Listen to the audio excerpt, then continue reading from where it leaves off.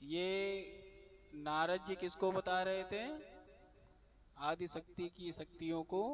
व्यास जी, व्यास जी कहाँ गए हैं? मेरू पर्वत पर आज चढ़ गए। अगर संतान प्राप्त करनी है, पत्नी लेना है, तो बहुत बड़े ऊंचाइयों को प्राप्त करना पड़ता है, इससे नहीं मिल जाती है। तो शिव जी द्वारा व्यास जी को पुत्र प्राप्ति का वर। अब सौनक आदि ऋषियों ने प्रश्न किया कि श्री व्यास जी ने सुखदेव जी को कैसे प्राप्त किया था। सुखदेव जी व्यास जी के पुत्र थे, तो उन्होंने अपने पुराणों की शिक्षा कैसे दी, यह सब प्रसंग हम आपसे सुनना चाहते हैं। चलिए ये प्रसंग आप लोग भी सुन लीजिए। तो दीर्घ सत्र होने से हम लोग नैमिषारण्य में बैठे हुए व्यास जी के मुख से आपने जो कहा है वो सुना है। अब हम लोग आपसे जानना चाहते हैं कि 1000 वर्ष तक यज्ञ चलेगा, तब तक हम लोग यहाँ निवास करेंगे। श्री सूत जी ने कहा, मैं सुखदेव जी का इतिहास आप लोगों को बता रहा हूँ, कोई जल्दबाजी नहीं, हमको टाइम ना बताओ। कि सौनक जी ने बताया कि कोई जल्दबाजी नहीं, 1000 वर्ष तक यज्ञ चलेगा, आप कथाएं सुनाते रहिए। तो सूत जी ने कहा, हमको भी अच्छा लग रहा है सुनाने में। आप आज आपने एक नवीन विषय को पूछ लिया है, जो सब लोग ज्यादातर नहीं जानते हैं कि श्रीमद् देवी भागवत पुराण को ज्यादा कहाँ सब लोग सुने हैं। व्यास जी की जटाएं स्वर्ण के समान पीत वर्ण की हो गई थी, शरीर बड़ा क्रस हो गया, दुबले पतले हो गए। अब जब उनकी तपस्या भयंकर बढ़ी तो सबसे पहले चिंतित हो गए इंद्र महाराज। उन्हें इस बात का डर था कहीं व्यास जी उनका सिंहासन न छीन लें। उन्हें डरा हुआ देखकर भगवान शिव उनसे कहने लगे, हे इंद्र तुम काहे घबरा रहे हो? तो गए पृथ्वी पर व्यास जी तपस्या कर रहे हैं। तब शिव जी ने कहा, तपस्वियों से ईर्ष्या द्वेष नहीं करना चाहिए। वे मुझे शक्ति युक्त जानकर मुझसे मिलने के लिए तपस्या कर रहे हैं, वे किसी अनिष्ट के लिए ऐसा नहीं कर रहे हैं। ऐसा कह करके व्यास इंद्र को शिव जी ने शांत कर दिया और वे स्वयं व्यास जी के पास चले गए। कहने लगे, हे सत्यवती नंदन, मैंने जान लिया कि आप ऐसा तब क्यों कर रहे हो, क्योंकि मैं तुम्हारी तपस्या से प्रसन्न हूँ। मैं वर देता हूँ कि आपका पुत्र भूतों से तेज के संपन्न होगा। अब मन में भूत, भूतों के तेज से, भूत कौन है? पंच महाभूतों से संपन्न पुत्र की प्राप्ति की कामना कर रहे थे। कैसा? अग्नि के समान तेजस्वी हो, वायु के समान जो है सर्प स्पर्शी हो, मतलब सब तक पहुंचने वाला हो, आकाश के समान उसका हृदय हो, पृथ्वी के समान धैर्य वाला हो, ये सब चीज, जल के समान वो सबको शीतल करने वाला हो। ये पांचों तत्वों के पूरे गुण होने चाहिए। और ये पुत्र कौन होना चाहिए? यही पंचभूतों से बना मेरा शरीर जो आपका सबका है, जिनके अंदर ये गुण नहीं है, वो अपने तत्वों के साथ में अन्याय कर रहे हैं। तुम्हारा शरीर पंच महाभूतों से बना हुआ है। तुम्हारे पास आओ, कोई भी आए तो ऊर्जा से युक्त होने जाना चाहिए, नहीं नवीन उत्साह, अग्नि भर दो उसके अंदर। कोई जलता हुआ क्रोध में रोता हुआ है तो तुम्हारी शीतलता से वो शीतल हो जाना चाहिए। को कितना भी दीनहीन व्यक्ति तुम्हारे पास आ जाए तो वायु की तरीके से, कि अगर जरा सा भी स्पेस है तो उसको उठाने की क्षमता तुम्हारे अंदर, उड़ाने की क्षमता वायु वाला तत्व तुम्हारे अंदर है। तुम्हारा हृदय आकाश की तरह विशाल होना चाहिए कि पूरा संसार इसमें समा जाए। यही तो पंचभूत है। कहते पंचभूत मांग रहे थे, तो पंचभूत तो सभी के पास में है, ये गुण सभी के पास में, इन गुणों को तुम दबाए बैठे हो। शिव जी ने कहा, ठीक है, अब आप अपने आश्रम में जाइए, आपको पंचभूतों पर अधिकार करने वाला पूरा संपन्न पुत्र प्राप्त होगा।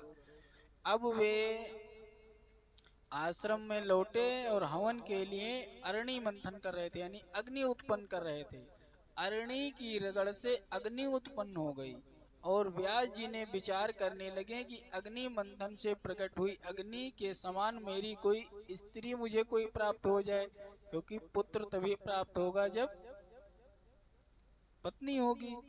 भाई स्त्री होगी कोई, तभी मुझे मनस्वी और तेजस्वी, क्योंकि भोलेनाथ ने तो कह दिया है, और मेरे पास कोई पतिव्रता स्त्री तो है नहीं, तो फिर पैरों में डाली हुई बेड़ियों के समान आशीर्वाद हो गया।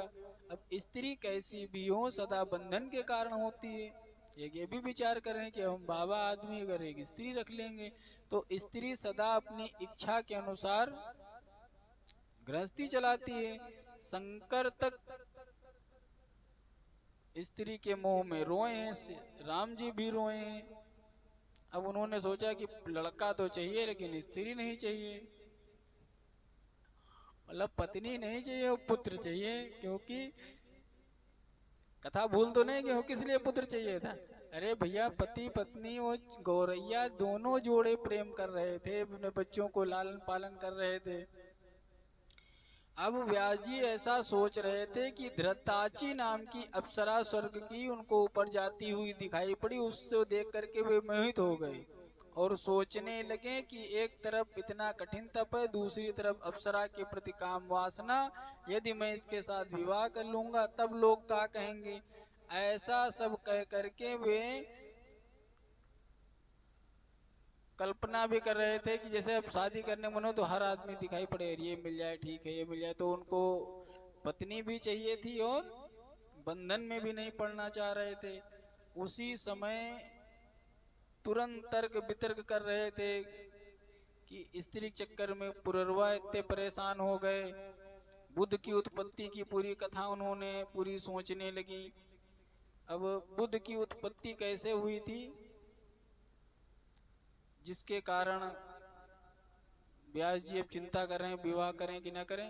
ये सियावर रामचंद्र की जय। आदि शक्ति पराम्बा भगवती की जय। आज हम लोग द्वितीय दिवस में प्रवेश कर रहे हैं। द्वितीय दिवस की जो देवी हैं, पूजा होती है किसकी?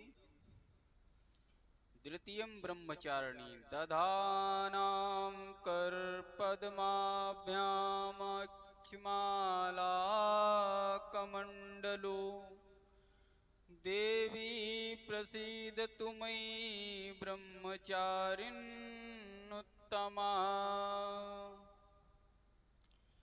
आज आप लोग बहुत कम लोग जानते हैं कि ये 9 देवियों के अलग अलग, ये जितने भी स्वरूप हैं किसके हैं जानते हैं?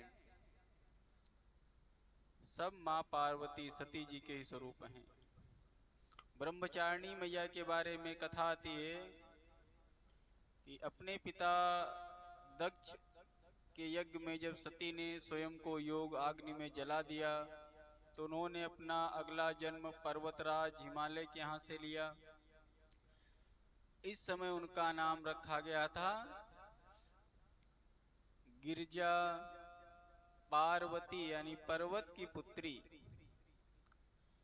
इस जन्म में सदाशिव के प्रति प्रेम की भावना हृदय में किसी कोने में जागृत थी, जिसको देवर्षि नारद जी ने उपदेश दे करके और सुदृढ़ बना दिया था। तो जब पार्वती मैया थोड़ी बड़ी हुई तो माता पिता जब उनके विवाह को लेकर चिंतित हो गए तो पार्वती जी का हठ था वरहुम शंभु नातु रहु कुमारी। वरहु शंभु नात रहु कुमारी। हमारे गुरु जी ने जो कहा है कि महादेव को वर करूंगी वरना मैं विवाह ही नहीं करूंगी, भले कुंवारी पड़ी रह जाऊं, और शिव से अन्य किसी को मैं वर्ण कर ही नहीं सकती हूँ। इसके लिए माँ ने कठोर तप किया था। तो जो उस समय तप का समय था वो ब्रह्मचारिणी है। ब्रह्म का चारिणी अर्थात ब्रह्म का आचरण करने वाली। जैसे ब्रह्मचर्य ब्रह्मचारी वैसे ही ब्रह्मचारिणी। ब्रह्मचारिणी मैया का स्वरूप क्या है? एक हाथ में उनके दाहिने हाथ में जप माला है और दूसरे हाथ में कमंडल रहता है। श्वेत वस्त्र धारण किए और किशोरावस्था है और मंद मंद मुस्कुराया करती हैं। बिल्कुल श्वेत वस्त्र धारण किया हुआ स्वरूप है। बोलिए ब्रह्मचारिणी मैया की जय। प्रसंग आता है कि जब पार्वती मैया ने हजारों वर्षों तक फल फूल खाकर बिताए, फिर साग खा करके निर्वाह किया, और खुले वहीं हिमालय पर्वत पर खुले आसमान के नीचे ग्रीष्म शीत वर्षा आदि का सब सहन किया। और कहते हैं कुछ वर्षों तक हरे पत्ते खाए बिल्व के, उसके बाद सूखे पत्ते खाए, और कुछ दिनों बाद उन्होंने पत्ते खाना भी छोड़ दिया। तो अपर्णा नाम कहा गया माता का। महात्माओं ने प्रशंसा करी और शिव जी भी प्रसन्न हो गए थे। शिव के साथ पर्वतराज हिमालय की पुत्री का विवाह हुआ था। नवरात्रि के द्वितीय दिवस मां ब्रह्मचारिणी को समर्पित होता है। इस दिन मां के इसी स्वरूप के पूजन का विधान है।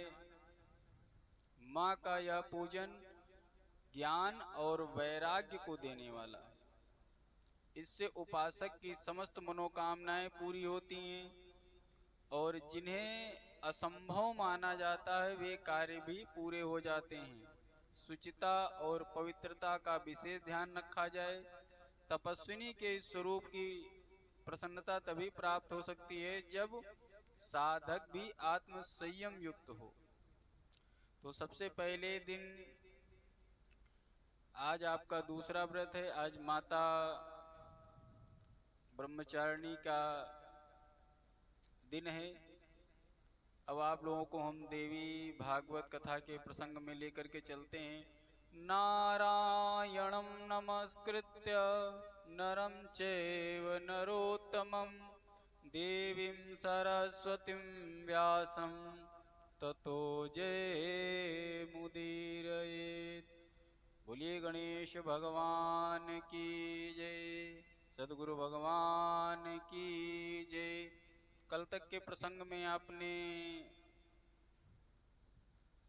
व्यास जी की चिंता को सुना था कि व्यास जी ने बड़ी चिंता करी कि एक पुत्र हो जाए। भगवान शिव के आशीर्वाद मिल गया, चलो तुम्हारे पुत्र भी हो जाएगा। अब पुत्र होने के लिए सोच रहे हैं कि पत्नी भी होनी चाहिए, लेकिन वानप्रस्थी आदमी विवाह के बंधन में नहीं बंधना चाह रहे हैं। उसी समय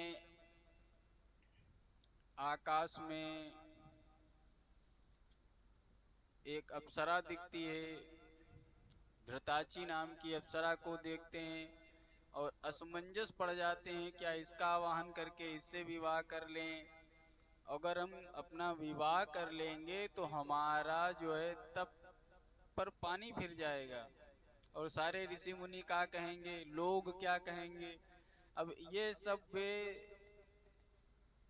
देख रहे थे कि भयभीत हो रहे थे। तो उसी चिंता में उनको बार बार ये प्रयत्न हो रहा था। तो कैसे विवेक चला जाता है, कैसे संतान आदि को प्राप्त करने में कितनी कठिनाई होती है।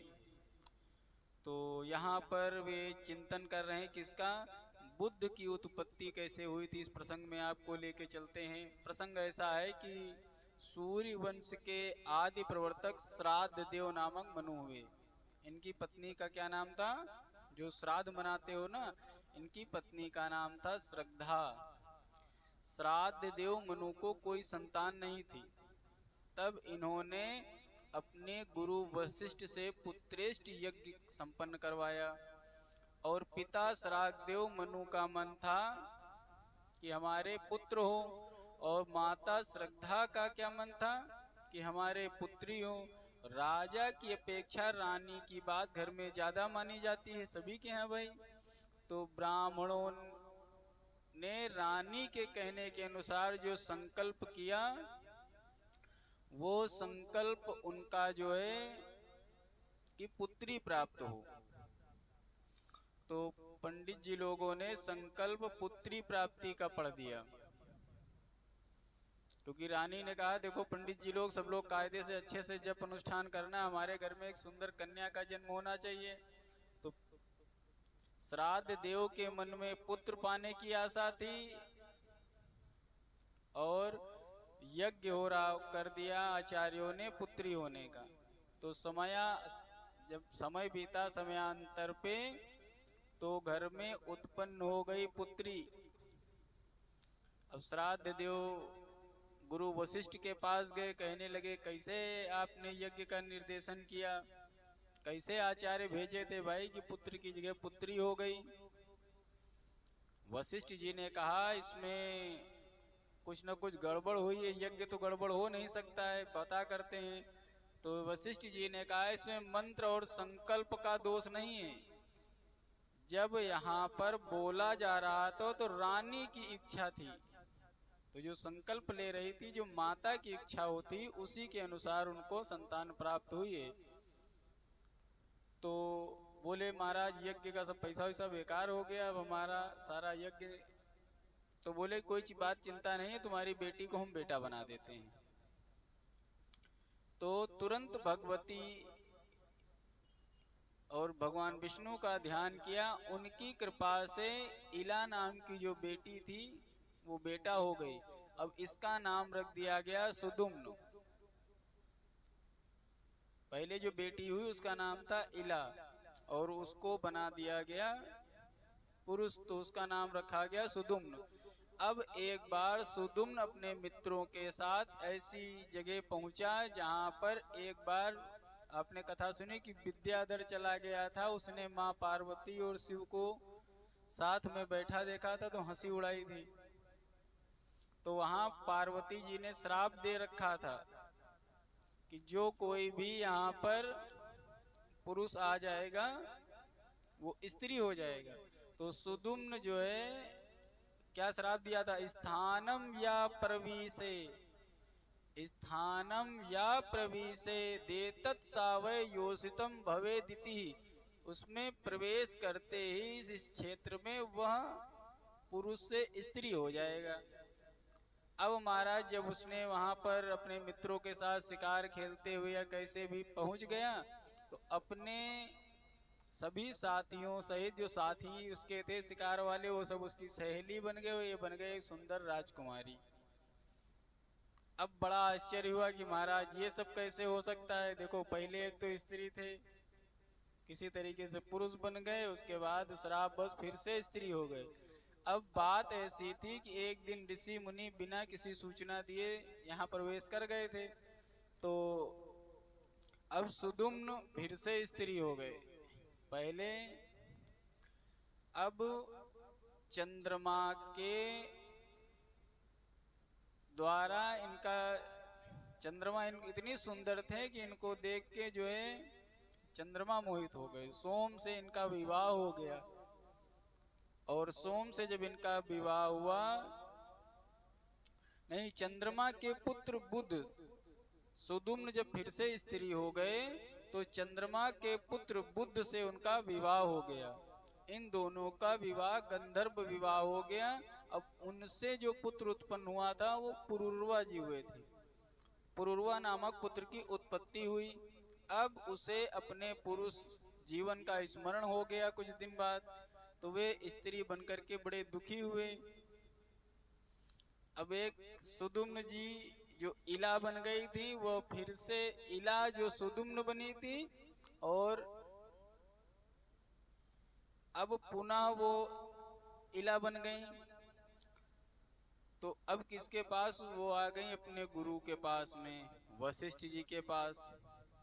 वशिष्ठ जी ने शंकर जी से प्रार्थना करी कि महाराज बड़ी मुश्किल से यज्ञ आदि करके इनका जो है लिंग परिवर्तन किया जाए, फिर से तुम्हारे यहाँ तो आपके श्राप से ऐसे हो गए। तो शंकर जी की समता देखिए, उन्होंने कहा देखो ठीक है तुम कह तो रहे हो, लेकिन अब इनको हम बराबर कर देंगे, हमारी नजर में स्त्री पुरुष दोनों बराबर हैं।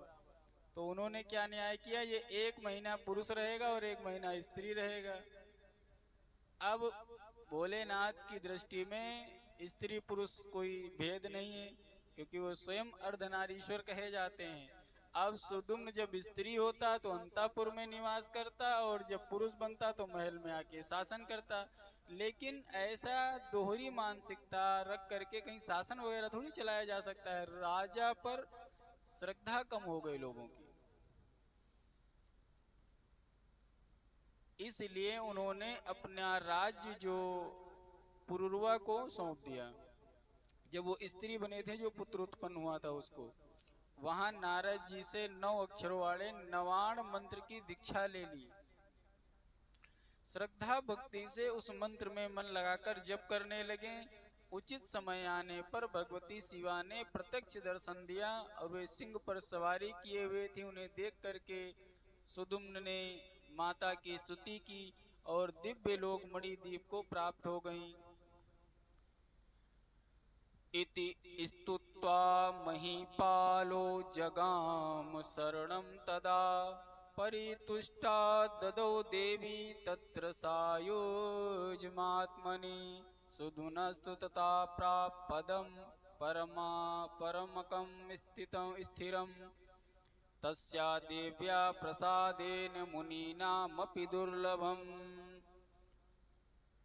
बोलिए आदिशक्ति पराम्बा की जय। पिता के परलोक हो जाने पर राजा पुरुरवा पृथ्वी का पालन करने लगे और उनकी राज्य मंत्रणा बड़ी गुप्त रहती थी।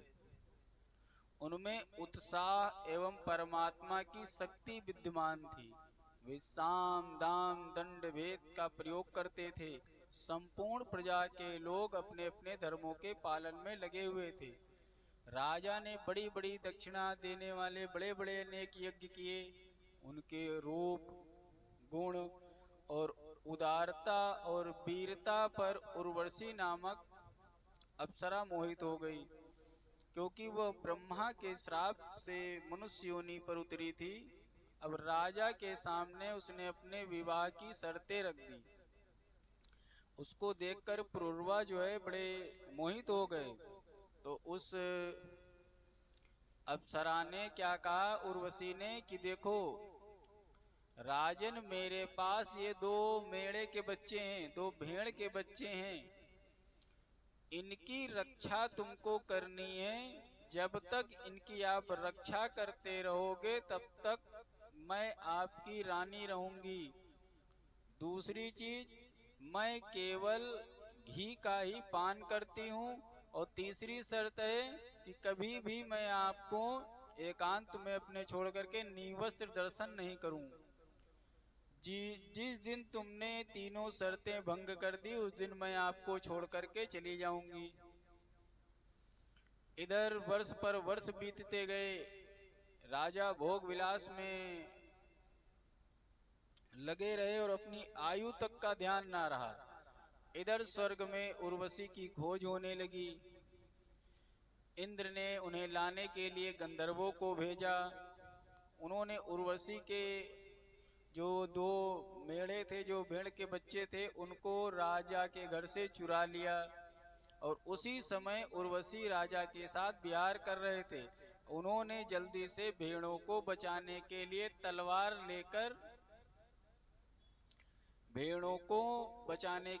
तलवार लेकर के दौड़े और इतने में बिजली चमकी। उर्वशी ने राजा को नग्न अवस्था में देख लिया।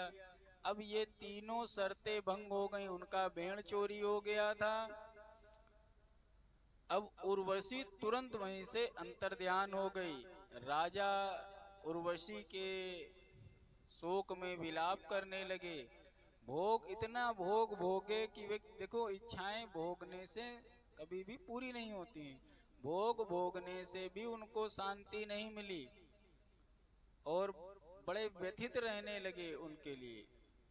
तब एक दिन, बहुत काल तक जब ये दुखी रहे, परेशान रहे, तब एक दिन उर्वशी ने राजा को ज्ञान दिया कि भेड़ियों और स्त्रियों से किसी की इतनी ज्यादा लगाव नहीं होना चाहिए, इतना ज्यादा मित्रता नहीं होनी चाहिए। अतः राजा को चाहिए कि वे इतने ज्यादा कामासक्त न हो। बड़े उपदेश दिए सार्वजनिक रूप से, जो अकेले में धिक्कारा जा सकता था, इतना धिक्कारा है इनको।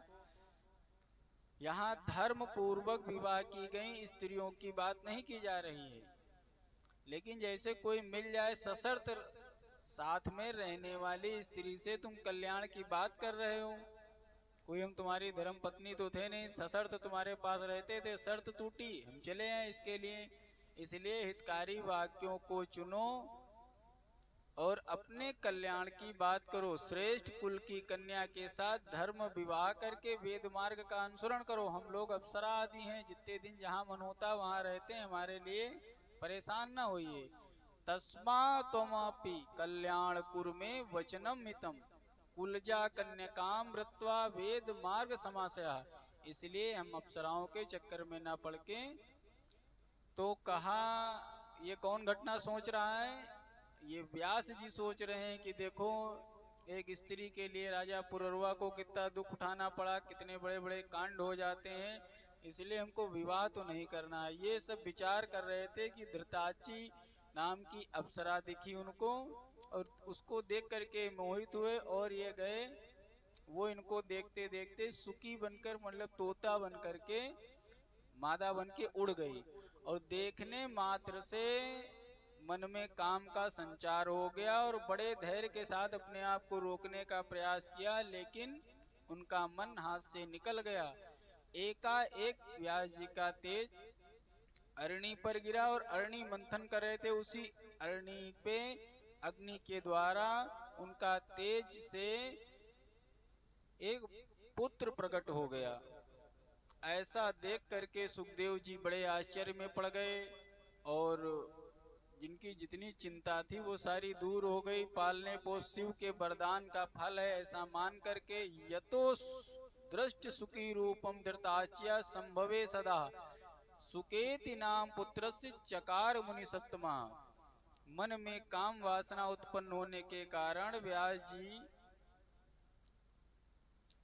ने धृताची अप्सरा को सुकी के रूप में देखा था, जिसके द्वारा वो अरणी मंथन में पुत्र प्राप्त किए थे, इसलिए उसका क्या नाम रख दिया? सुखदेव। सुखदेव, बोलिए सुखदेव जी महाराज की जय। सुखदेव जी जैसे बोला नहीं है कि गाय के ले लो, या व्यास जी भी तुरंत चलते थे। जो देव योनि होती हैं, इनके बच्चों को पालना पोसना नहीं पड़ता है। राक्षस के हों चाहे देवताओं के हों, देवताओं के तो कोई पुत्र वगैरह होता ही नहीं, इतने श्रापित हो चुके हैं। तो उनको भी अगर संतान प्राप्त करना है तो वो पृथ्वी पर ही रूप बदल करके आए और अपनी इच्छा पूरी कर सकते हैं, क्योंकि ये जो मनुष्य शरीर है, इसीलिए कहा गया है बड़े भाग मानुष तन पावा।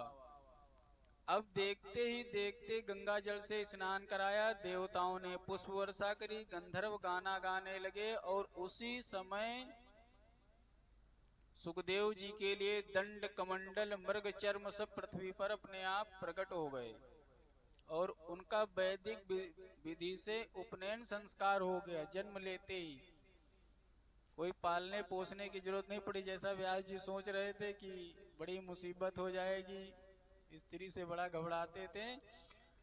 अंगों सहित वेदों का अध्ययन किया, गुरुकुल गए, गुरुजी की दीक्षा ली, गुरुकुल में रह करके समस्त शास्त्रों का विधिवत अध्ययन किया। गुरु दक्षिणा दे करके वापस आए तो पुनः वेद व्यास जी उनको वेद पढ़ा रहे हैं, पुराण पढ़ा रहे हैं। और सुखदेव जी जब बड़े हो गए तो व्यास जी द्वारा सुखदेव जी की विवाह की प्रेरणा दी जा रही है कि बेटा विवाह कर दिया जाए। भाई जब बच्चे बड़े हो जाते हैं तो सभी के मन में होती है।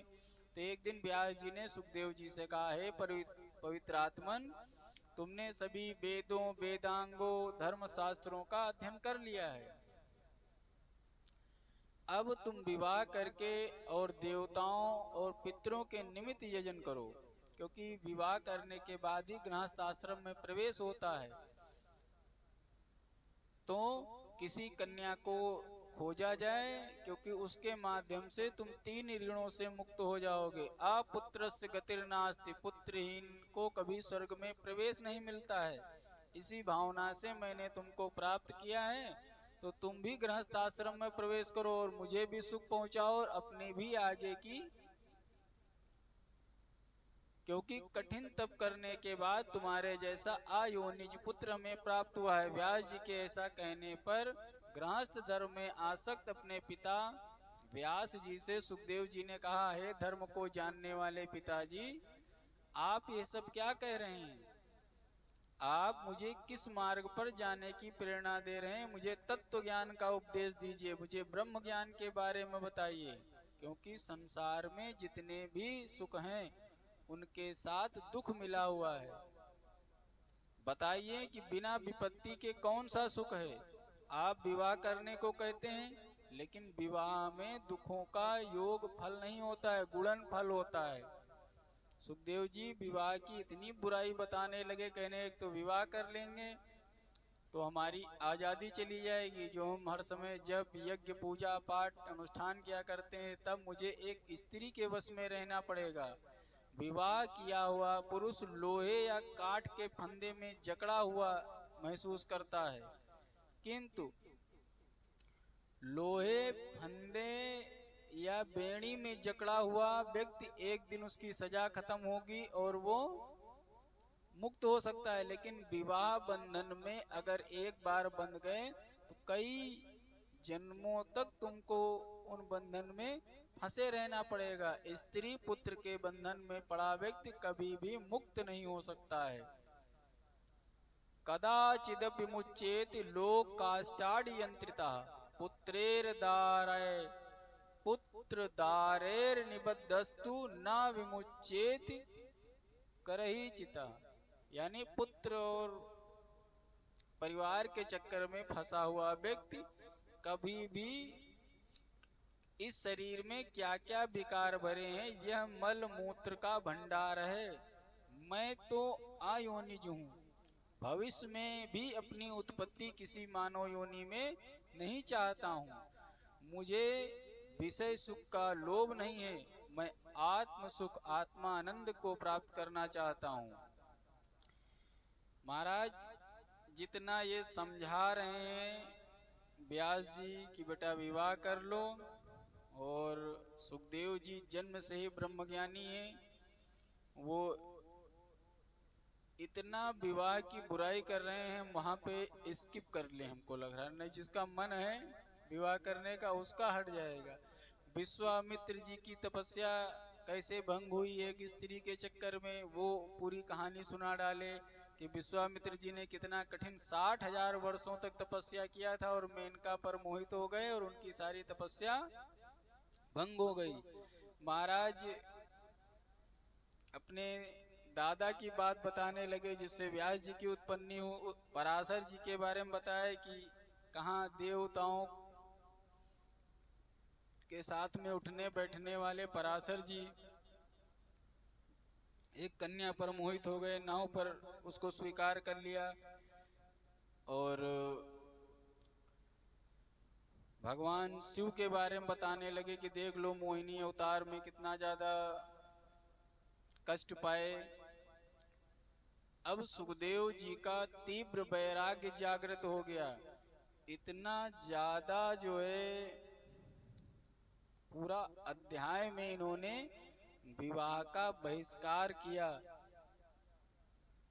सुखदेव जी के बार बार जब ऐसा कहने पर, अगर उतना आज के समय में जितनी बुराई कर दी गई कर दो तो अनिरुद्धाचार्य जी तो भले कम वायरल हुए हैं, उससे ज्यादा आलोचना होने लगी। इतना व्यास जी ने, सुखदेव जी ने व्यास जी को बुराई बता दी विवाह के लिए कि सपने में सही से अगर कोई सुन ले तो सपने में वो विवाह करने की बात नहीं सोचेगा। सुखदेव जी के ऐसा कहने पर व्यास जी ने सन्यास के लिए उत्सुक अपने पुत्र से कहा, बेटा यदि तुम महामाया के स्वरूप को जानना चाहते हो तो आप देवी पुराण का पाठ श्रवण करिए। अब देवी पुराण आप सुनिए।